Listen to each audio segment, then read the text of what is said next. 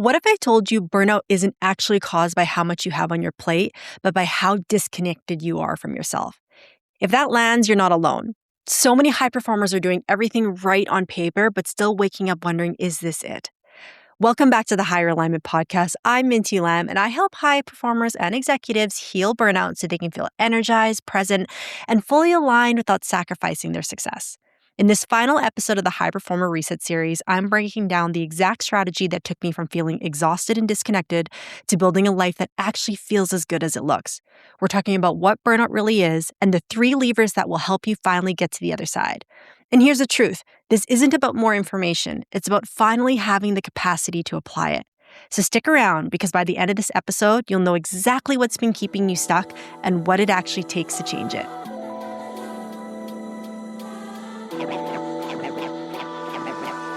All right, guys, welcome to the finale episode of the High Performer Reset series. So if you've been following along, thank you. I've gotten lots of great feedback from you guys, which is awesome. And if you haven't, I encourage you to go back because what I've been doing for the last few weeks is recapping what my life was like before when I was burnt out versus now that I've done the work and I've learned how to regulate my nervous system and heal my burnout properly, okay?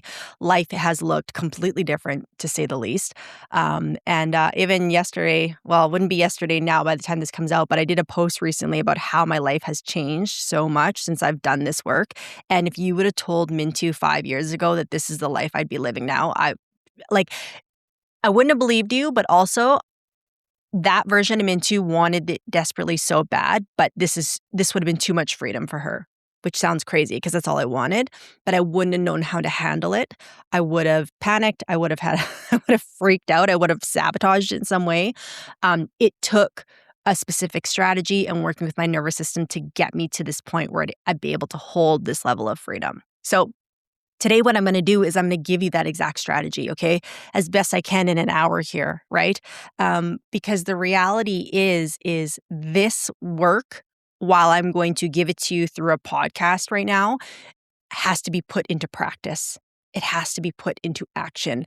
High performers are the most intelligent, self-aware group I know, but I know when I was burnt out, I would listen to every podcast, read every book, consume all the information I could, but I didn't know how to get to the other side of it. Right. And that's because I knew how to take in the information. I didn't have the capacity to put into play these changes to get my life to where I am now. So yes, you are going to need some energy to make these changes. And that's why the strategy matters so much. Because if you try to throw yourself into these big changes, if you try to throw yourself into leaving work early and setting boundaries and all these things, the reason you haven't been able to turn the leaf so far is because you're not using the right strategy. Okay. So I'm going to give it to you as best as I can today through the podcast. But again, my recommendation is not my recommendation. The only way for this to work is for you to actually put it into practice, okay? So I'm going to give you the 3 levers that I pulled that made the biggest difference in my life and that got me from that place of, looking successful on paper, but waking up every morning asking, is this it? To now living a life where, I recapped it yesterday. I'm engaged. I've moved out to a country near the lake. I finally have nice weather. I'm looking outside. I'm a published author. I quit my corporate job, started my own coaching business. I've traveled the world multiple times with my own schedule and didn't have to worry about when I had to come back. Healed my relationship with food. Just so many incredible things have happened in my life because of this work. So let's get into how we do it, okay? Now, what I'm going to start off with is first, we need to clarify what burnout actually is, okay?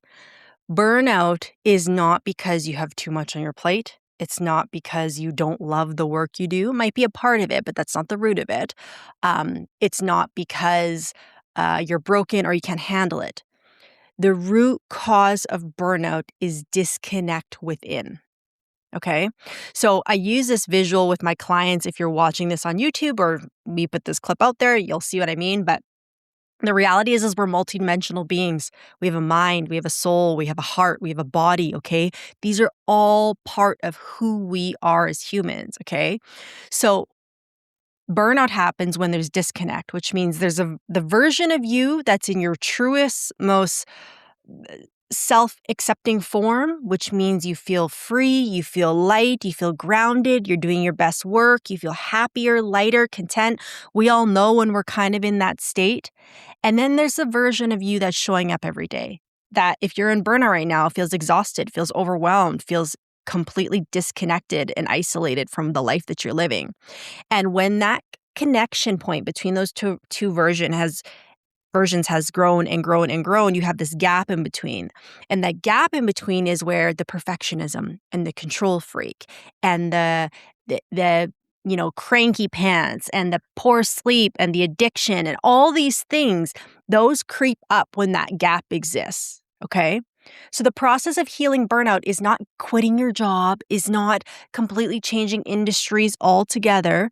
That might be a conversation for later, but for actually healing the burnout, it's closing that gap between who you're showing up in the world currently as and who you actually want to be.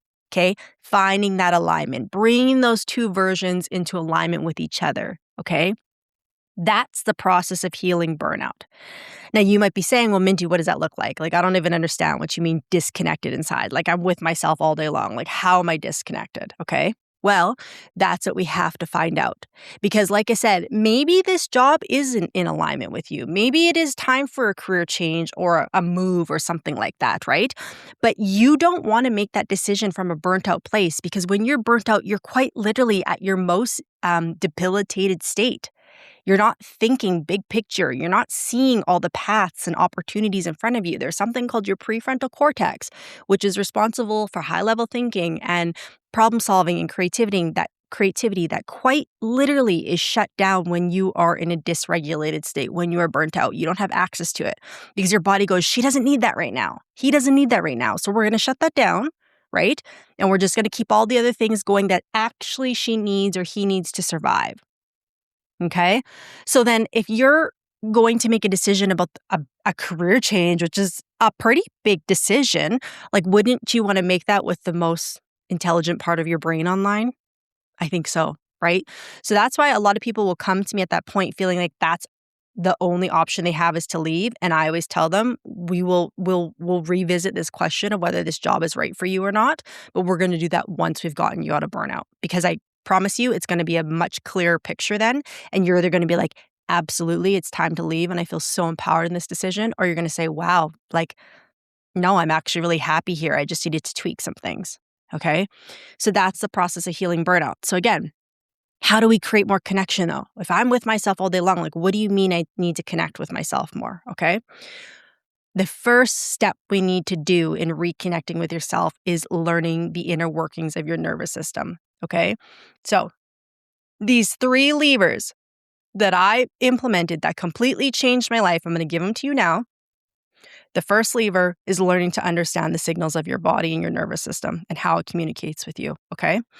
So before we get into that, let's just really understand what our nervous system is. So your nervous system, and I'm going to give this to you in as simplest terms as possible today, guys. Okay, I don't want to make this too complicated because you don't need to know the complications of the inner workings. You just need to understand how yours works and how it communicates to you, okay? But your nervous system is essentially the system that's responsible for keeping you alive, okay? There's the autonomic nervous system, there's the central nervous system, but the nervous system is responsible for how you breathe, how you digest food, how you move, how you see, and most importantly, again, its primary responsibility is to keep you alive. So it's constantly scanning your environment for threat, okay? The nervous system doesn't care if you're happy, you're healthy, you're growing. It just says, how do I keep this human alive? That's all it's designed to do, okay? Now, our nervous systems are millions of years old. They've adapted through generations. But we're not actually that far removed from when we used to live out in nature in tribes, when our humanity was a lot simpler, let's just say, okay? So at that time, when we were in danger, it was usually quite literally something physical, a bear chasing us or a tree falling or a fire, very obvious physical threats, okay? And so what happens is when your nervous system is scanning the environment, it's constantly doing that all day long, it will, when it sees something, so for instance, let's say a bear coming, it goes, ooh, What's the earliest, or what's the database that we have on this? What's the reference points we have in our software regarding a bear chasing us? Oh, dangerous. Okay. So now we need to react in some type of way to protect ourselves. Okay. So the nervous system is, how do I say this simply? You're either in a regulated state or a dysregulated state, okay? There's actually 3 technical states that exist for the nervous system. You don't have to remember these, but I will give them to you now. And that is the ventral vagal, which is when you're at safety and regulation. There's sympathetic, when you're essentially what we call in fight or flight, which is what a lot of my audience is typically in. And then there's the dorsal vagal, which is freeze state, which essentially means you're immobile. So when we go back to the bear chasing us, your nervous system's going to scan the assessment of the threat, and it's going to say, I need to respond in one of these 3 ways, okay? I'm either going to play dead and hope the bear runs past me. That could be an option. I'm either going to activate and run away from the bear and hope it doesn't find me. Or if I'm really in safety, I'm just going to sit there and play with the bear. Unlikely, because it's an actual threat. Okay. But your nervous system, with everything that's happening in a day, it's picking one of those 3 things to respond with. Okay. Now, where things have gotten tricky is in this day and age, our threats are less physical. Of course, there can still be physical threats. That danger is existing out there. But what we're actually inundated with is more psychological and emotional threats. Okay. So that can be something, a threat can feel like a nasty email coming in from your boss. It can be scrolling Instagram and seeing terrible images of war. It can be someone disagreeing with you online on your political views. Like, all these things are psychological and emotional threats. So what our nervous system has had to do is evolve to now take these in and scan these. The problem is A, we're being inundated with them. It's happening all the time. Back when we were living in tribes, you maybe had a bear chase you once a day type thing. Now, the minute you open Instagram, there's 10 pieces of content that are extremely disheartening and dysregulating and stressing to your system. So your body is reacting in a stress response all day long. It's constantly in this dysregulated state, okay? Now, what happens is, with today's world, we're constantly in a dysregulated state, but we haven't been taught how to come back to regulation. We haven't been taught to come back to safety, okay? And so what safety means is that our body has detected that whatever around us is happening actually isn't a threat to us. It doesn't have to go into protection mode. It can be more relaxed. It can be present in the moment. It can let its guard down. Okay. But again, the challenge is why so many of us are dealing with burnout is because we're constantly being dysregulated. We're constantly being hit with this stress that our nervous system's detecting. And we don't know how to tell our nervous system, like, hey, it's just an email. It's not a bear. Hey, it was just a thing on Instagram. It's not a bear. Okay. So this is what I'm going to give you the process of to fix today, but I needed you to understand those basics first. Okay. Your nervous system is the gatekeeper of your life, okay? Because what happens is it works so well that when it's protecting you for something, it puts up this wall, okay? But that wall not only keeps out the threat, it keeps out good things too. It just keeps everything away because it's like, well, if I'm protecting myself, I just got to protect myself. I just got to keep everything out, right? It's not saying like, oh, this one's nice, I'll take this, and this one's nice, I'll take that. Oh, but you shoo. It doesn't work that way. It's just a wall that goes up, okay? So what we need to do is we need to learn to work with our nervous system to realize that a lot of these things aren't threats. We can let the threshold down, and therefore we can actually expand, okay? This is how we heal burnout.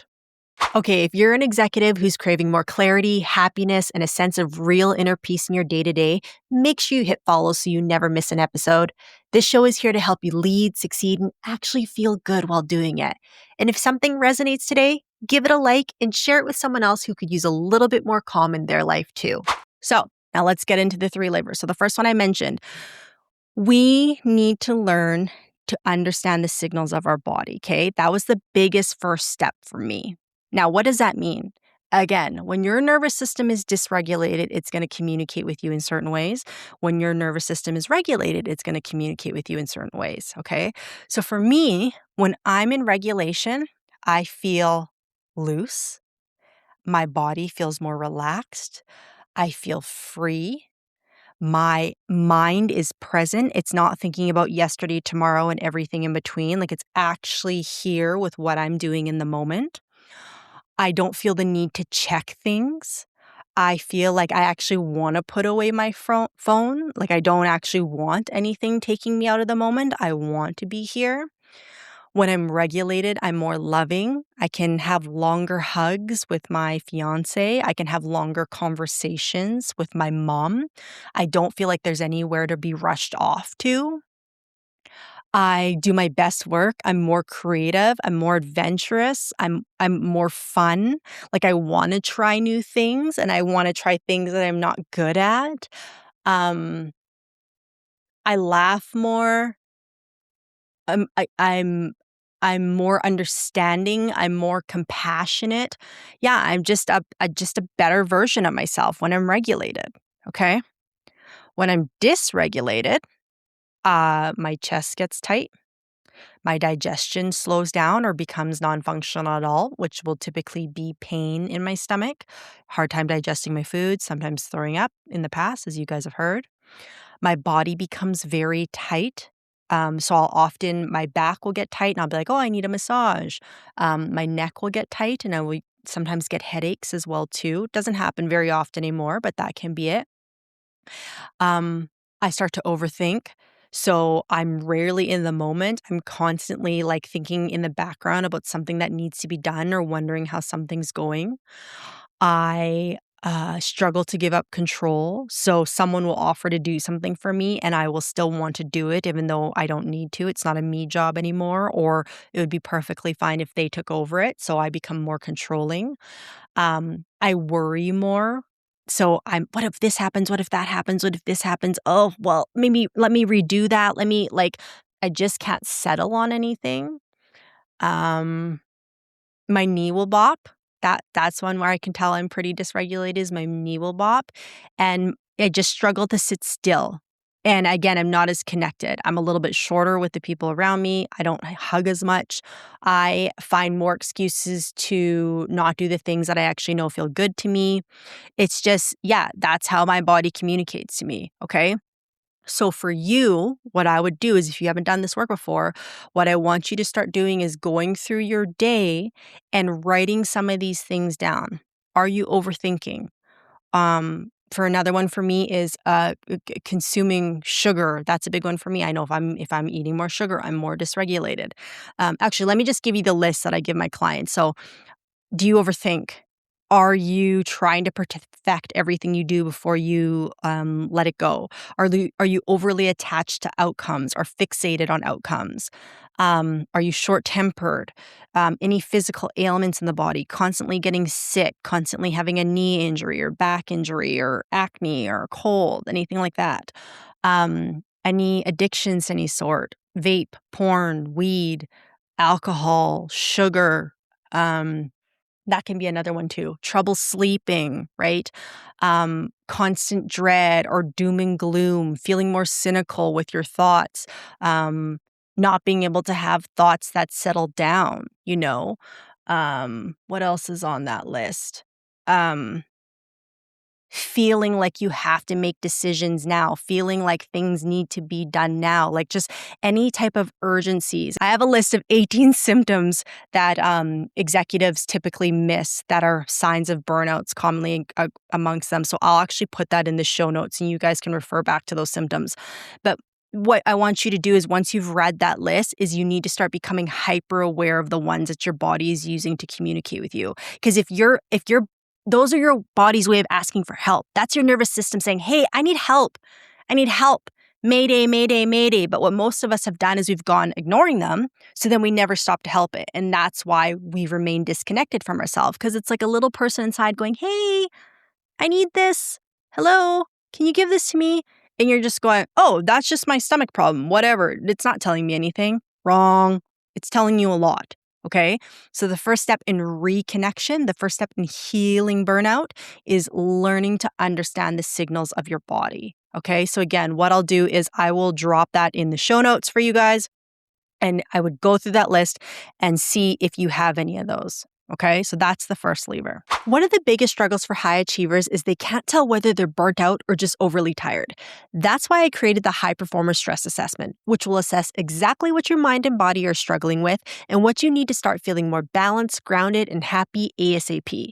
It only takes 2 minutes to complete, and you can find the link in the show notes below. The second lever is once you know the signals of your body, you need to learn how to regulate, okay? So, what regulation means is you are showing your nervous system that it is safe to relax, that it is safe and there's no bear chasing you, okay? There's no actual threat. Because again, as I said earlier, 95% of the threats that our nervous system are picking up aren't actual real threats. Again, it's a email, it's a public speaking, it's having to express your feelings, it's having to say, no, I can't stay late today. Like all these things feel threatening to the nervous system when your survival strategy for how you've been showing up in the world is just to always to agree and to always overextend and to ignore your needs, right? So anything now that actually listens to your needs is going to feel threatening to the nervous system, okay? So what we need to do is we need to regulate, which means we need to show the nervous system, not tell, okay? That's the first thing, is the language of the nervous system is not words. So when you're trying to think your way to positivity or to regulation, or you're trying to tell yourself to regulate, that doesn't work, okay? You have to show it. The subconscious learns through emotion, through feeling, okay? And your thoughts can't do that for you. They can, but in a very inefficient way, okay? 80% of our emotions and what we consume in the world comes through the body, 20% comes through the mind, okay? And 80% of that information goes body to mind, and 20% of that information goes mind to body. So if you want to change up your state, let's say you're really grumpy and you just want to feel more positive or just more at peace and not as bothered, not as triggered, okay? Can you try and think your way out of grumpiness? Yes, but how many times have you been told just think positive and you're like, fuck off, that's like the hardest thing to do right now. It's the last thing I want to do. Of course I want to think positive. If it was that simple, wouldn't I do it? Right. However, that's because the brain only has 20% of the power there. Where if you're feeling, a little grumpy and you decide to go up and now take a walk, maybe go run around the backyard with your dog or your kids, or maybe go play or sit outside or let the sun hit your face. Guess what? 10 minutes of that versus 10 minutes of trying to think your way into positivity, 10 out of 10 times that action is going to be much more effective. Why? Because you're showing the body action, you're changing up the state, and that 80% is now going to move up into the brain and say, it's not that big of a deal. We got this. Okay? So the nervous system learns through action. So when we talk about regulation, that means having a specific toolkit of actions that show your nervous system that it's safe, okay? So my recommendation is picking 5 things that you know bring you to the present moment, okay? So for me, this is my list. Walking outside, playing with my dog, Oscar, hugging Thomas, letting the sun hit my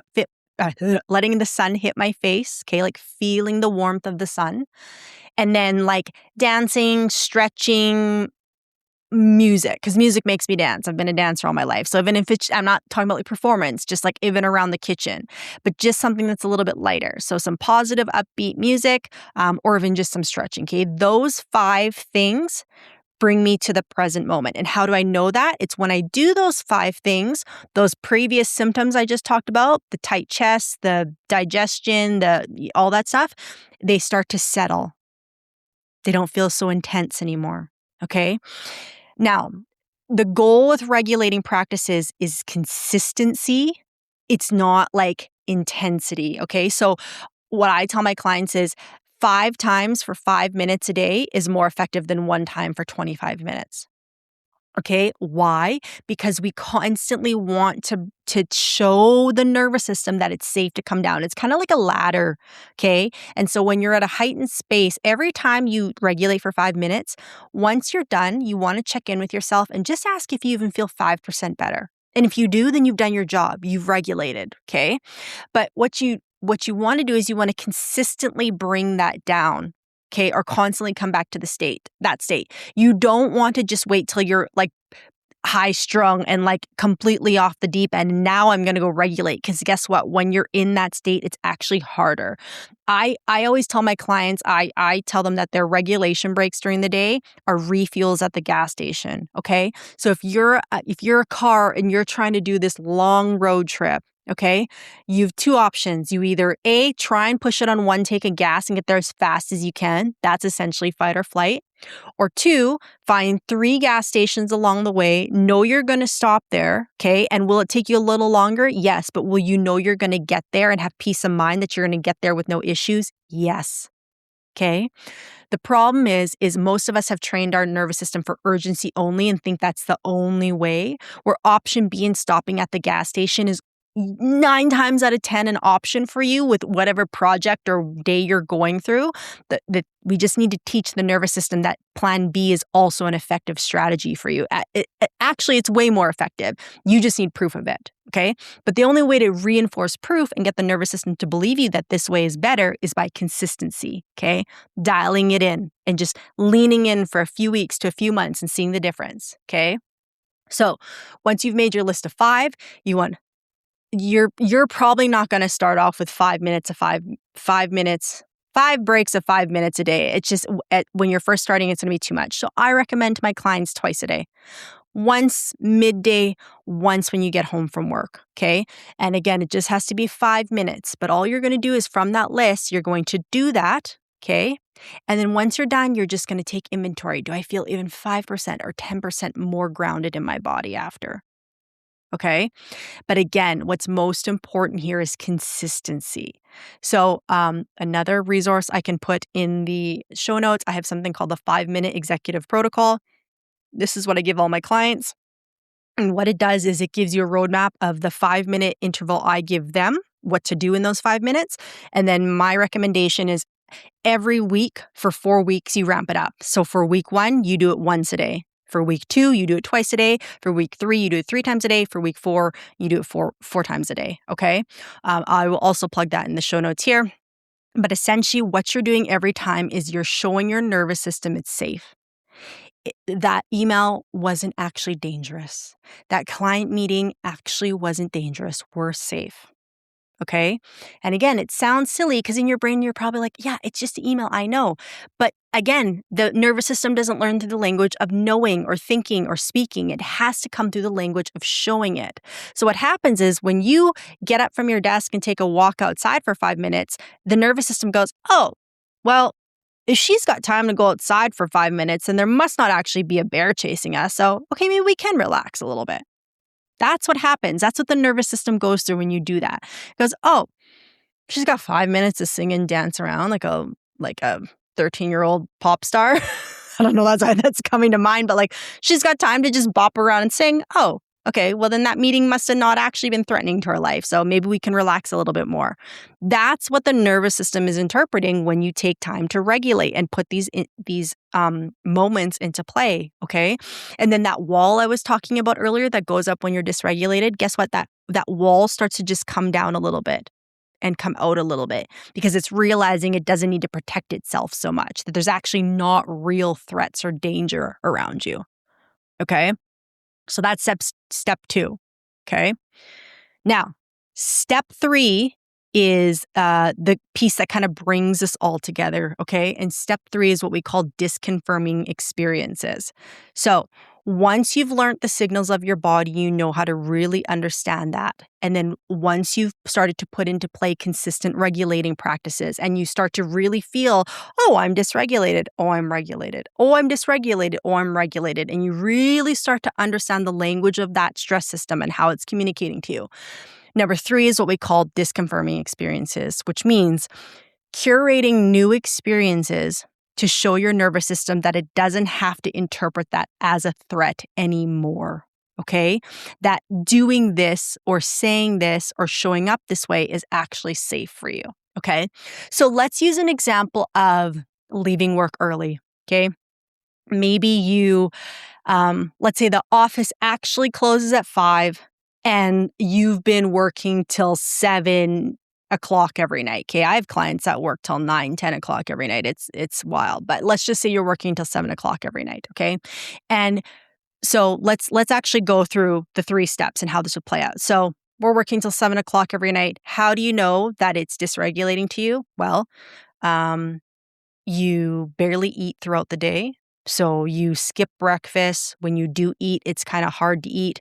You're living off carbs and sugar, don't have a really healthy diet, and you often get hangry. So you don't eat till you actually feel like you need to eat. And then you go into this very unruly, grumpy state. You're having trouble sleeping at night. You're waking up in the middle of the night thinking about work and what you missed and what needs to get done. The minute someone asks you to do something, you always say yes, and you have a hard time delegating or letting other people help you. You wake up every morning with that sense of dread. Your chest feels heavy. Your back is often aching. You get lots of headaches, okay? These are the signs that your body is dysregulated, and a lot of this is happening because you're staying late at work, okay? That's one aspect of it. So, now, if I told you, well, just leave at 5, it's not the big deal, just leave. You're going to be like, yeah, okay, if it was that simple, I would have been doing it already. Okay?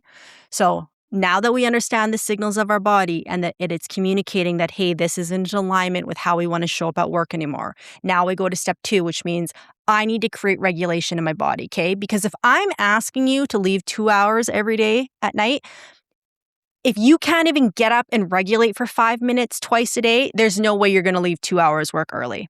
Okay, so we need to teach the body in small doses and steps that it's safe to just get up from my desk and stop working.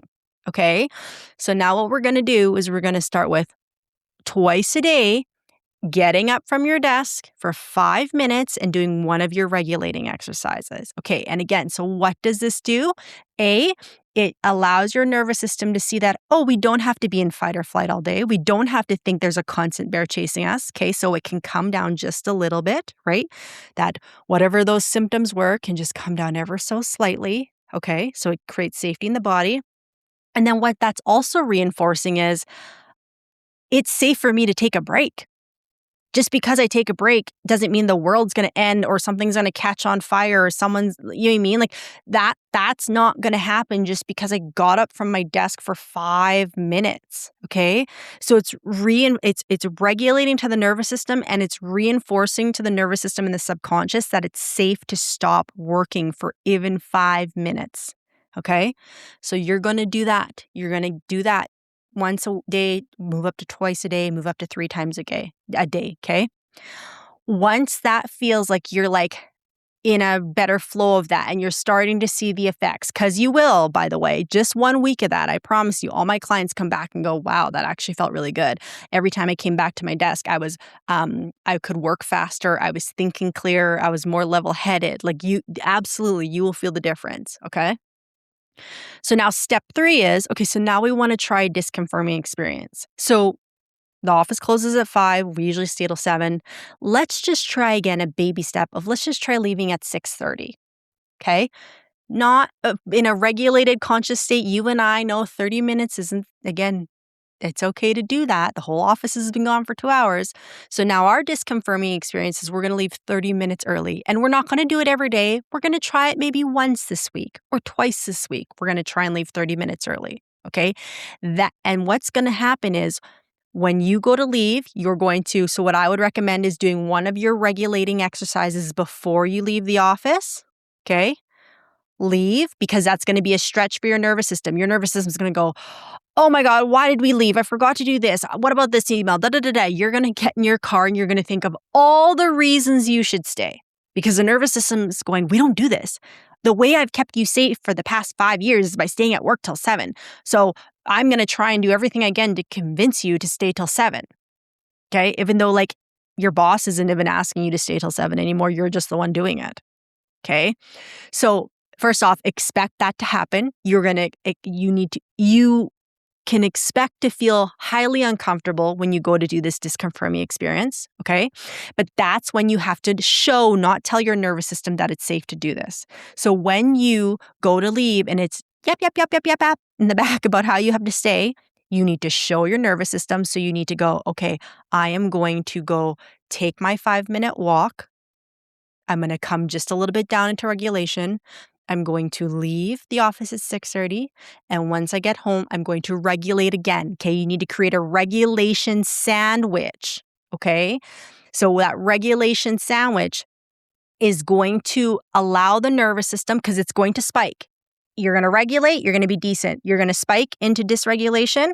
And then that end piece of regulation, that last step, is what's going to allow the nervous system to come back down, okay? Because what happens with most of us is we do something hard and different, so you do that. But then because you never regulate to bring it back down, you stay up there. And then that burns so much energy, it becomes highly ineffective to just keep trying new things. And that's why growth feels unsustainable long term, is because you're not supporting the body as it goes through these growing moments, okay? If you're a high achiever, you probably feel the exhaustion that comes with always pushing and carrying the load. And here's the honest truth. Burnout doesn't fix itself by working harder or pushing more. You're not meant to just survive your success. You're someone who leads with impact and depth and intention, and you deserve to feel calm and connected while doing it. So imagine showing up present for your work and your personal relationships, feeling calm and grounded instead of constantly stretched. If that's what you want, this is exactly what we do in the Higher Alignment program. Book your assessment call through the link in the show notes, and let's get you back to balance and back to feeling like yourself again. So when you go to have your disconfirming experience of leaving at 6:30, you need to sandwich that new choice with regulation. And again, so what that does is it shows the nervous system, okay, there's no bear. Oh, it feels like a bear. Oh, okay, there's no bear. That's what it's doing, right? And so then what happens the next time it goes, the nervous system goes, oh, okay, well, I still feel a little uncomfortable, but the last time we did this, the bear actually didn't end up killing us. We ended up being okay. So maybe I can try it again. And then the more you do this, the easier it gets. And then pretty soon it becomes your new normal. Okay, it becomes a new standard way of living. And guess what? Once you've done that, then your baseline for what is quote unquote dangerous or unsafe raises, right? So now, instead of leaving at 7:00 being the norm, leaving at 6:00 becomes the norm. And you actually feel really good about it. And then guess what? You get a little bit of your other part of your life back now. Now you have an extra hour every day to do whatever you want with it, whether that be giving more time to your friends and family or taking time for yourself to go walk in nature. Now you've freed up more time to do more of what's actually in alignment with you, right? These are the trade-offs, right? But, if I'm being honest with what I see with a lot of my clientele is people who are established, people who've already been working hard for 10, 20, 30 years are still operating with a productivity strategy the same as when they were first starting out in their career. And that's where the disconnect for them exists, is you're a senior level executive in your 40s or 50s and you're still grinding it out like you're in your 20s. And yeah, can that maybe be looked at as admirable? Maybe. But if you're an executive now in your 30s or 40s, you're in that position because you have more wisdom, you have more knowledge, you have more efficiency on how to get the job done. But if you're still out here grinding like you're 20 years old, you're probably the bottleneck in your business right now, because you're probably not delegating enough. You're probably still showing up at the office too much. And those things now are trading off because now you're not doing your high level thinking. If you're in a leadership position, you're in that position to think big picture. You're not in that position to be in the trenches with everyone else because you're paid to do a certain job. There are certain things that you can only do, and there are a lot of jobs that your team can do, right? But again, what I see is a lot of high-level people still using strategies that are decades years old for that point in their life, trying to apply it to a completely different situation in their life now. And that's where the inefficiency lies. Okay. So what I work with a lot of my executives is this. Okay. So how do we adjust our productivity strategy to actually match our current situation? And it's often things like this: leaving a little bit earlier, right?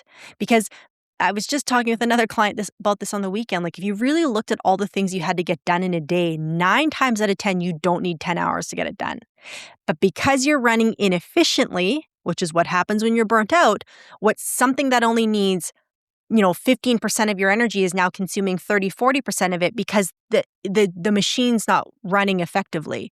So you're wasting time, you're leaking energy because you're disconnected. Again, that gap, right? It's not an efficient machine.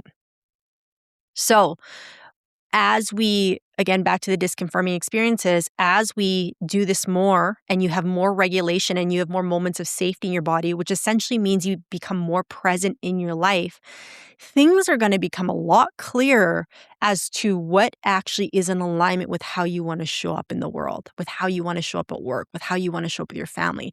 These things are going to start uncovering themselves to you. And then what you're also going to get a feeling and a glimpse of is like, wow, this is actually what it feels like to be regulated in my body. This is what I feel like when I'm present. This is what I feel like when I'm free. And you're going to want more of that. Because all of us want more of that. None of us like living in this overwhelmed, anxious state. Of course we don't. But when that's all you've been living in for so long, you don't know any different, right?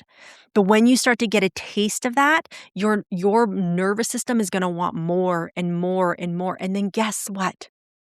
That's when the magic starts to happen. Because you started to create safety internally, your outer world is now going to shift to match more of what you want. Okay? I talked about in the last episode, I live out in the country now by a lake. Okay? I used to live downtown in the city because I needed noise around me.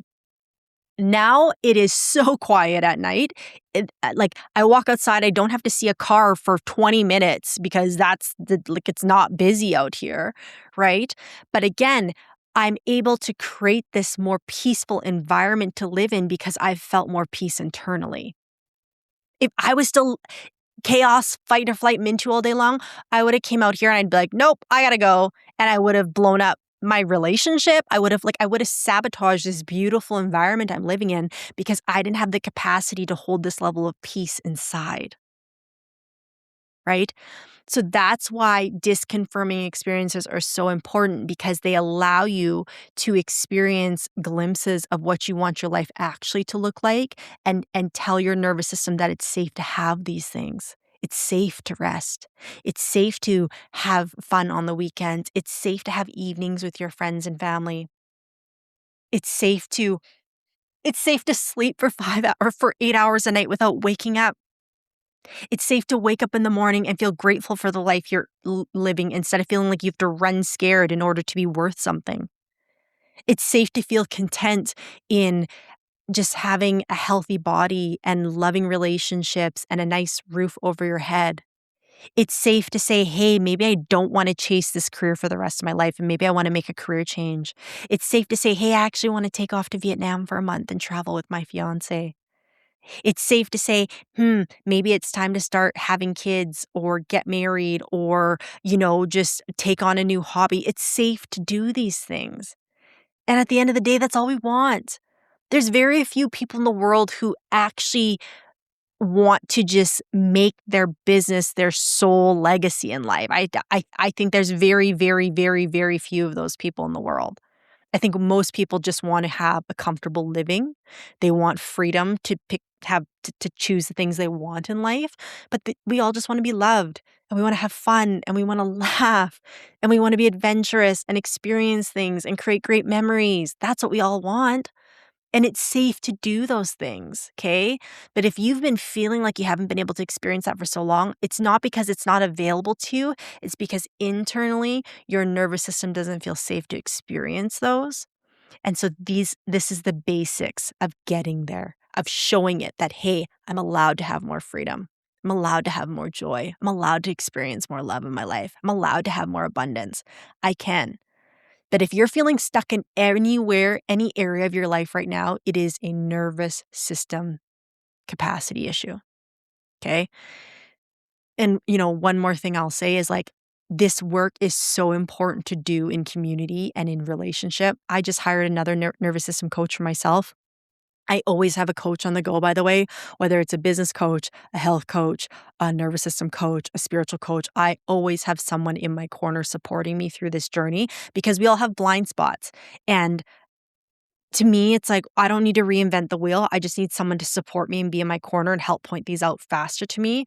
So I'm always willing to invest in myself in this department. I've always been wired that way. But we need community. We need other people because when it comes to the nervous system, we find safety and connection for humans.